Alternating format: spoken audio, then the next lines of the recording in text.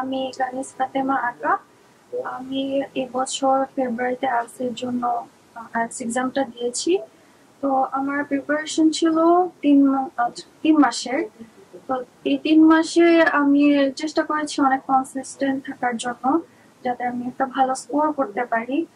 আর আমার রিডিং এর ফার্স্টের দিকে একটু প্রবলেম হচ্ছিল ভালো স্কোর করার।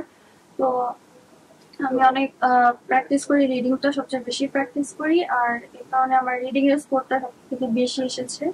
আর আমার পাবলিক স্পিকিং এ একটু ফিয়ার আছে, এর জন্য আমি স্পিকিংটা একটু বেশি বেশি প্র্যাকটিস করেছি। আম, আমি মিররের সামনে প্র্যাকটিস করেছি, তারপর সবার সাথে ট্রাই করেছি একটু একটু ইংলিশ বলার। আর আমি এক্সপেক্ট করেছিলাম যে লিসেনিং এ একটু বেশি প্র্যাকটিস করার জন্য, বাট তেমন একটা কেন যেন আমি ফোকাস দিইনি। এটা আমার সবচেয়ে বড় ভুল ছিল, আর একটু প্র্যাকটিস করা দরকার ছিল।